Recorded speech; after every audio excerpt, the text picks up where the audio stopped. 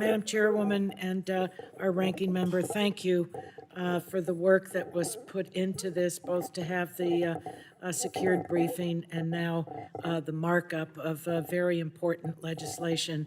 I support the legislation, and I do so because our first and most important responsibility as members of Congress is to defend our Constitution, protect and defend our nation and its and we do so by protecting our national security. And this issue is a national security issue.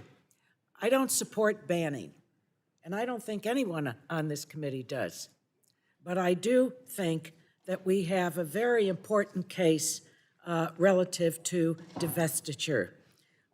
This legislation would separate TikTok, the company, from Beijing and its PRC-based parent company, and it would separate the data that TikTok collects, its algorithms and its source code from Beijing.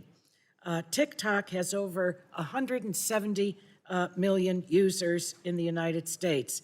This is a stunning scale, and that gives it access to the personal data of every single one of that is part of the 170 million plus users.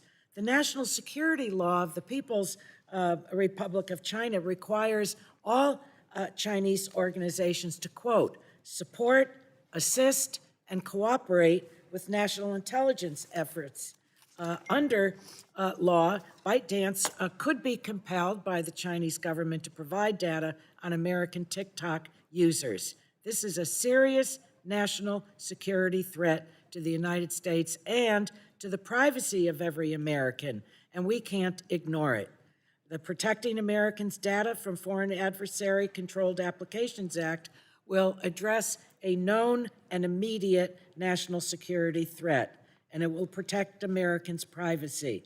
And it will give this administration and future administrations the authority to respond to such future national security threats. I know that my colleagues here have heard me say that I served for almost a decade on the House Intelligence Committee, and I'm privy to the details of Chinese espionage and the threat that that poses. I raised the alarm on Huawei and ZTE well over a decade ago, and Congress finally took action. We identified the threat posed by equipment manufactured by untrusted suppliers like Huawei and ZTE and passed the Secure and Trusted Communications Networks Act and the Secure Equipment Act to address those threats. The precedent for Congress to take this action exists, and we shouldn't delay. The technology we're considering today may be different, but the threat and our duty remain the same.